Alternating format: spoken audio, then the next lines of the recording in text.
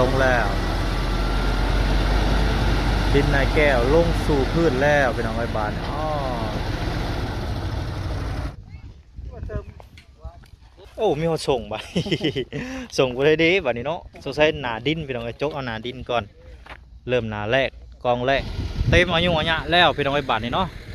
นับก่อนพี่น้องไอ้1 2 3 4 5 6 7 8 9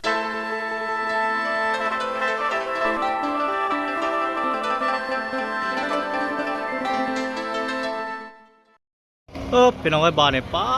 โทแมงนางงามมาจะใส่เด้พี่น้องไอ้บาทนี่เนาะสีสมเองเต่งเลยพี่น้องเอ้ยเนาะโอ้กาตักทายสบายดีเด้อพ่อแม่พี่น้อง FC กันเบิดสุขุสุคนเนาะป้า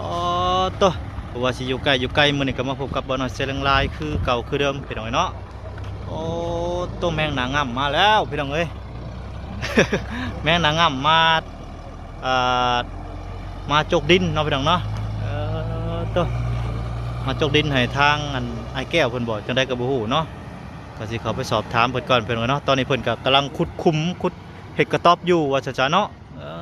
ต้องพี่น้องเอ้ยโดยสบายดีบ่พรสบายดีทางบ่น้อยโดยเมื่อกี้รถจกเพิ่นมาจกดินอยู่เอานี่บ่เอานี่บ่เพิ่นมาจกดินอันนี่แหละทมที่ของไอ้แก้วนี่แหละเพิ่นกล่าวว่าจักรถบ่พรโอ้คอมเมนต์อยากให้เพียงแบบตรงเป๊ะเลยก็ประมาณ20รถพุ่นแหละ20รถบ่อันนี้งบบ่มีก็ประมาณ10รถก่อนเอาได้ครึ่งหนึงก่อนบ่ก็สิทมระหว่างกูคูนนี่ไปก่อนทางนี้หยุดก่อนเนาะทางนี้อาจจะเดี๋ยวอันนั้นปะทางนี้ก่อนบ่หรือว่าเอาครึ่งมาพี่หรือว่าเอาครึ่งไปพุ่นนะเอาทางยาวหรือทางควงบ่พรอาจจะเอาระหว่างโซนนั้นก่อนโซนเพื่อจะปลุกบ่ง่ายกับบ่อนที่ปลุกตู่พุ่นแหละเนาะปลุกกระต๊อบพุ่นแหละโอเคพี่น้องเอ้ยบ่สิว่าทมหมดดอกเพราะว่าดิน9รถโดยประมาณนั้นแม่นรถน้อยหรือรถใหญ่ก็บ่พรรถ10ล้อโอ้รถใหญ่รถละ400,000บ่น้อย400,000กีบเนาะรถ400,000กีบโดยกาบ่กาสิทมถ้าบ่อนเพิ่นเฮ็ดตูบนี่แหละโดยสมุนตูบเพิ่นก็สิมีเรื่องมานี่นํบ่อนอันเฮ็ดเรือนเพิ่นนำเด้ในอนาคตเฮ็ดเรือนเพิ่นกำลังขุดคุมเพิ่นลงไปอันไกลบ่เพิ่นลงไปจกไกลบ่ประมาณ 3-400 เมตรบ่ไกลเนาะเดี๋ยวก็ถ้าไปเบิ่งนำกันไปเนาะเดี๋ยวไปเบิ่งเพิ่นขุดคุมก่อนเนาะว่าเพิ่นสิขุดคุมแนวใดพี่น้องเอ้ยไปบ่ใส่ตัวน้อยก่อนนะพี่น้อยเนาะมาหาทางไอ้แก้วอีกโดยสบายดีเด้อไอ้แก้วเป็น EP ต่อมาพี่น้องเบยกำลังขุดคุมอยู่เนาะเฮ็ด4คุ้มบ่โดยเฮ็ด4คุ้ม4เสาว่าซั่นๆเนาะโดยเรียกกะลายเรียกแก้วมื้อนี้โอ้บ่จักชื่อดินแน่เนาะโดยคือไอ้แซนคำไปเวียกบ่มื้อนี้บ่ได้มานำเนาะโดยเขาออกนาบ่ได้ออกนาเพิ่นแล้วเนาะโดยคู่หูเพิ่นพี่น้อยเพราะว่า ไปใส่ไปตลอดว่าซั่นๆเนาะเราก็เราก็สวยสุดขีดเลยเราก็ได้บดทั้งรถจักรทั้งรถไถตะกี้ก็เนาะพาออกมาเบิ่งดินว่าซั่นจ้ะแล้วก็แต่มื้อนี้หันเพิ่นค่าเวียกเนาะแม่นเพิ่นค่าเวียกมื้อนี้1 ค่ำทุกคนแล้วมื้อนี้อยู่ในบ้านนะบ่มีคนอยู่แล้วลุยเดียวมื้อนี้เนาะสายเดียว1 ค่ำแล้วจะออกหน้าเนาะโดยทุกวันเขาออกหน้าอีกโดยเอาใหม่1 ค่ำเดือน6โดยพี่น้องแดดดีได้แดดมีแต่ว่าคุดคุ้มแล้วบ่จังสิแบบว่าไปเอาทูบมาทีบหรือว่าจังใดโดยคุดคุ้มแล้วก็ได้คุดคุ้มแล้วก็ได้เนาะมาขอเท่าจีเท่าทางบนก่อนพี่น้องเนาะโดยต้องได้ขอบบอกแม่นขอบบอกคือทางบ่อหญ้านี่คือสิแบบถนัดอยู่เนาะเรื่องนี้เนาะได้อยู่เนาะขอบบอกเพิ่นโดยไม่ได้ลูกลานมาปุ๊บมาสร้างแม่นบ่โดยเฮาก็ขออยู่ขอใช้ขอเพิ่งบ่เจ้านี่แล้วได้กะยะให้ลูกให้ล้านหั่นแหละแม่นบ่แม่นแล้วบ้านต้องคนละใจเบิ่งให้แยกแน่ว่าแม่นอย่าให้เจ็บอย่าให้ไข้แต่ว่าตอนนี้ยังบ่ทันได้บอกเพิ่นยังก็คือไปหาซื้ออันทูบก่อนทูบจังเฮ็ดได้พี่น้องเอ้ยคันเฮาบ่ซื้อมันก็จะเฮ็ดบ่ได้เนาะพอได้แต่เว้ากันนี่แหละแต่ว่าคุดคุ้มไว้ก่อนก็ดีคือกันทั้งอ้ายเพิ่นก็พาวญาติมันบ่แล้วนะบ่น้อยโดยแต่มันจะหยาบโอเคมื้อนี้มันเวียกอัน3-4 ต้นแ แม่นเพราะว่าทั้งเรื่องดินแน่ เวียกตัวที่หนึ่งก็สิไปสั่งเสาให้น้องอาเบย อืม เวียกตัวที่สองก็สิเส้นที่ดินนี่ อืม เวียกตัวที่สามก็สิเฮ็ดกระต๊อบแห่แก้ว เวียกตัวที่สี่ก็ถมดิน ห่านบาดนี้เรียบร้อยมื้อเดียวพี่น้องไอ้4เวียกเลยมื้อนี้เนาะ สี่เวียกเลย ตกแล่นซ้ายแล่นขวาบ่ว่าทางอันทีมงานเรือทางอันทางไอ้แก้วเพิ่นเนาะแล้วก็ทางเจ้าของที่ดินแล้วก็เจ้าของจกดินเอ้าพี่น้องเอ้ยมื้อนี้แหละ เดือนเลยมัน เดือดเลยพี่น้องเอ้ยจักแดด เอาเบิ่งตอนกันต่อไปพี่น้องเนาะก็ถ้าผิดพลาดบ่ได้ก็ขอโทษขออภัยน้ำพ่อแม่พี่น้องหลายๆเนาะมันก็ย่ำบ่ท่วงบ่ทันแน่ก็ประมาณนี้พี่น้องเอ้ยเนาะ โดยแม่ พี่น้องเอ้ยเนาะบาดนี้ก็ทางรถถอกดินเพิ่นมาแล้วพี่น้องเอ้ยเนาะบาดนี้จกขึ้นมาแต่พุ่นแหละพี่น้องเอ้ยทางหลุมเนาะก็สิถอกก่อนพี่น้องเอ้ยบาดนี้ทางบ่พรกำลังสิบอกบอลที่เพิ่นสิถอกเนาะพี่น้องเนาะ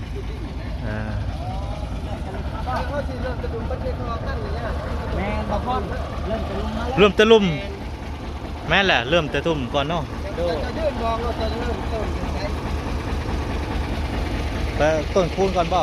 แต่ต้มปูนก่อน ต้นคูณก่อนก็ได้ โดยพี่แล้วจะแก้พี่บ่ออกเลยโอ้จะแก้พี่คนมา อ้ายมันสิทั่วอยู่บ่มันสิทั่วบ่กล้าว่าสิทั่วบ่บ่พรจักรถบ่พร10ล้อ10รถพอบ่อ๋อเพียงนี่เลยเนาะโอเคจัดไปให้ เริ่มได้แล้วเนาะบ่หน่อยเนาะ โดยได้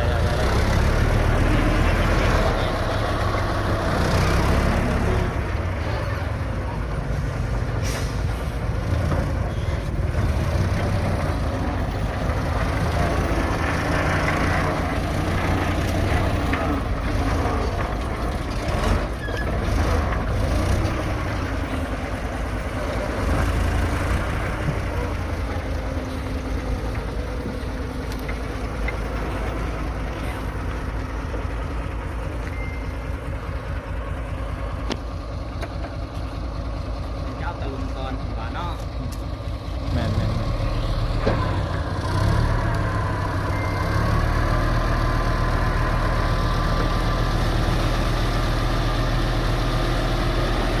ลงแล้วดินนายแก้วลงสู่พื้นแล้วเป็นน้องไอ้บานอ๋อ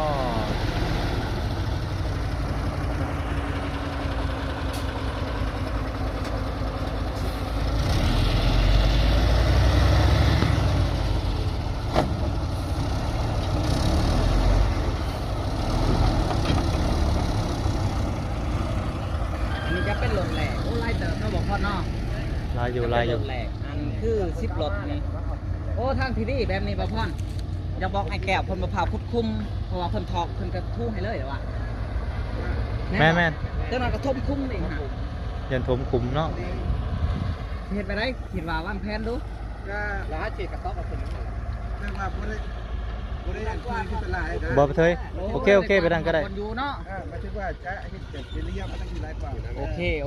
ก็บ่ต้องกวาดนะทั้งนั้นบ่กวาดเนาะ ดีใจใหญ่เลยแบบ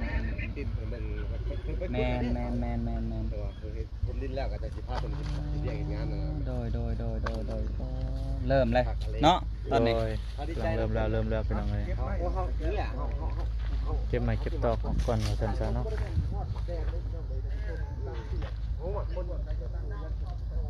ว่าบอลท่านอาจจะบ่ได้เคยเข้าไปนะบทแดนนอดู 10รถบ่พร แม่นคิดเลย อืม ส่วนบทแดนน้องอาเบยอาจจะบ่ได้เคยเข้าไป มีแต่สิเถยมาทวีก่อนบ่ทำเพียงเท่านี้ก่อนเนาะ เคยมาทางนี้ก่อน อืม บทเพื่อจะตั้งเรือนนี่ โอเคเนาะ อันนี้ก็คือเป็นกับสูตรของส่วนก็บ่ได้ว่าว่า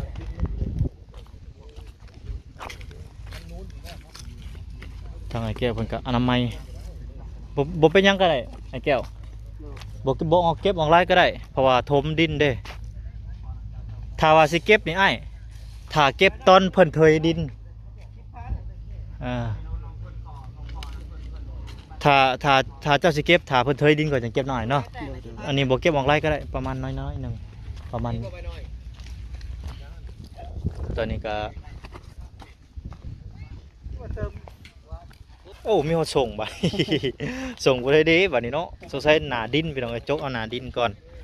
เริ่มหนาแรกกองแรกมีมูลมังสังกะญามาพี่น้อย มีมูลมังสังกะญามานำ ได้ส่งได้เสือมาพร้อมกวดเบิ่งด้วยมากวดเบิ่งด้วยจะว่าได้โทรศัพท์หรือว่าใช้คอเขาเหี่ยวจัก ว่าหยอกว่าหยอกมีมูลมังสังกะญาหลายเนาะหนาดินนี่พี่น้องเอ้ย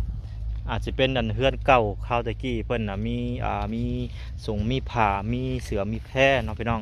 แล้วก็มีหลายๆอย่างแหละถ้าว่ามีเป็นดินเก่าข้าวตะกี้ทางชาวบ้านเพิ่นอยู่เนาะคนบูฮานตะกี้หั่นแหละถ้าว่ามันยังอยู่คำบ่เปื่อยบ่เน่าเนาะพี่น้องอาจจะมีเรื่องข้างเรืออยู่ถ้าเป็นไปได้ ถ้าว่าจกบอลเพิ่นอยู่เนาะบางคนก็จกถือให้เงินให้คำบ่จักเสียนะ ขวัดเบิ่งด้วยใส่แก้ว ขวัดเบิ่งเป็นจังได กองแรกแห้งมันไปหน่อยเนาะสองรถเพิ่นสลับกันไปสลับกันมาเนาะปุ๊ขึ้นมาแล้วพี่น้องเอ้ย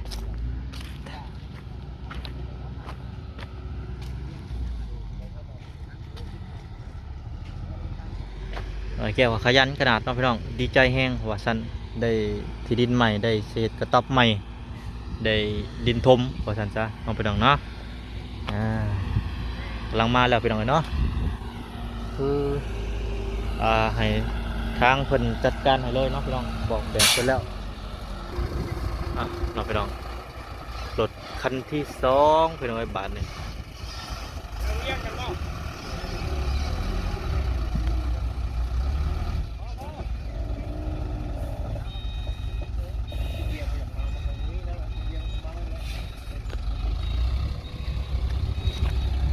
เอามาต่อตัวนี้บอกว่าพอนต่อตัวนี้ก่อนบอกดูหน่อยต่อไปให้มันฮอดทันแล้วก็ตั้งใหม่เนาะบัดนี้เนาะตั้งนั่นใหม่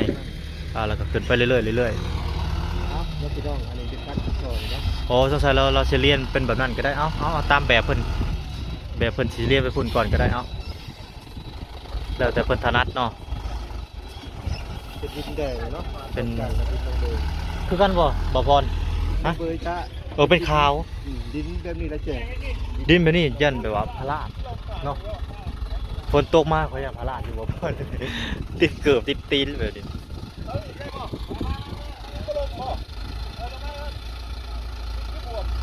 ดินม่วมบ่เบิ่งก่อนได้อยู่เนาะ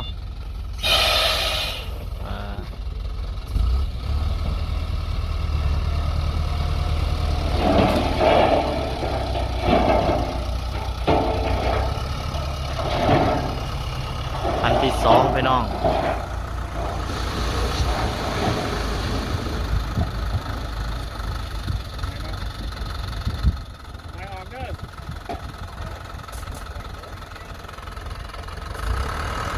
เป็นคันที่2แล้วบุญกับมันบ่ม่วมพี่น้องเอ้ยถ้าดินม่วมเนี่ยขึ้นบ่ได้เลยว่าซั่นซะเนาะถ้าดินม่วมดินนั้นมีน้ำเนี่ยป้าต้อพาเห็ดกระเดเลยไปบ่ได้เลยใครแน่พี่น้องเอ้ย ใครแน่พี่น้องมาตอนนี้เป็นการ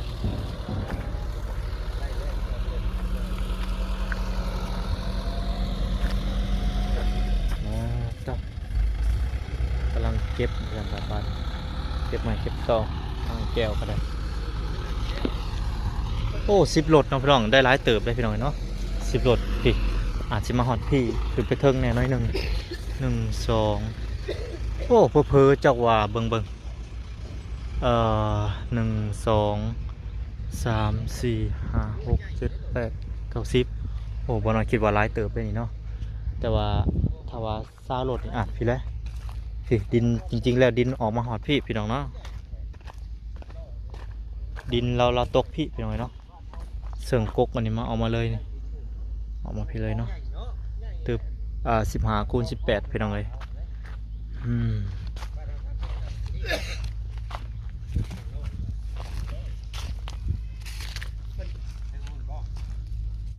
น้องพี่น้องตอนนี้กับป้อตัวพี่น้องเลยเนาะเต็มอายุอายุแล้วพี่น้องไอ้บาทนี่เนาะ นับก่อนพี่น้องเอ้ย1 2 3 4 5 6 7 8 9 10เอ้า10กองเลยได้นี่เนาะโอ้11กองนี่ได้เนาะพี่น้องเอ้ยเอาเพิ่นแถมให้บ่หรือว่ามีโปรโมชั่นจังได๋ก็บ่ฮู้กันเนาะพี่น้องเนาะก็มีแต่สิเข้าไปสอบถามทางบ่อพรเพิ่นก่อนเนาะพี่น้องเพิ่นเจรจากันจังไดกับเจ้าที่ดินเพิ่นที่จกดินนั่นแหละพี่น้องเอ้ยเนาะโอ้ตอนนี้10รถได้พี่น้องเอ้ยเนาะแต่ว่ามีโปรโมชั่นเข้ามาบ่รู้ว่าจังไดมี11รถเข้ามาเนาะพี่น้องเนาะนี่เด้พี่น้องเอ้ยเนาะบ่น้อยคิดว่าเจ้าว่าสิทมแบบว่ามันหรือว่าสิมาฮอดพี่เลยบ่หรือว่าจะฮอดแต่หันก็บ่ฮู้กันเนาะมีแต่ว่าถ้าเบิ่งรถพอร์ตเพิ่นพี่น้องตอนนี้รถพอร์ตเพิ่นก็มาฮอดเป็นที่เรียบร้อยแล้วเนาะก็มีแต่ว่าถ้ารถเพิ่นจังใดก็บ่ฮู้กันเนาะถ้ารถเพิ่นนั่นมันแจบบ่หรือว่าจังใดเนาะอ๋อโดยน้องพี่น้องก็เป็นเขาจะพิษเนาะเมื่อกี้นี่พี่น้องเพราะว่าทางรถเพิ่นนี่เอาไปสงสัยเพิ่นเอาไปให้คนอื่นเนาะเมื่อกี้นี่10รถเมื่อกี้นี่กลายไปพี่น้องเนาะก็คือ10รถนั่นแหละพี่น้องเนาะทางดินทางไอ้แก้วเพิ่นพี่น้องเนาะเมื่อกี้นี่รถเพิ่นกลายไปบ่น้อยคิดว่าเพิ่นอันเอามาเติมมีโปรโมชั่นจังใดก็บ่แม่นเนาะพี่น้องเนาะ ขอโทษขออภัยพี่น้องเลยเนาะโอเคจ้ะพี่น้องก็คลิปนี้ก็สิประมาณนี้เนาะพี่น้องก็มีแต่ว่าถ้าทางรถพอร์ตหรือว่ารถดุดเพิ่นดุดบัดนี่เนาะพี่น้องเนาะโดยขอขอบคุณ FC และผู้ใหญ่ใจดีหลายๆเนาะเขามาเป็นกำลังใจให้ทางทีมงานและก็แต่ละครอบครัวที่ได้พัฒนาโดยสาพี่น้องพบกันอีพีหน้าสำหรับอีพีนี้ขอกล่าวคำว่าสบายดีพี่น้องสบายดี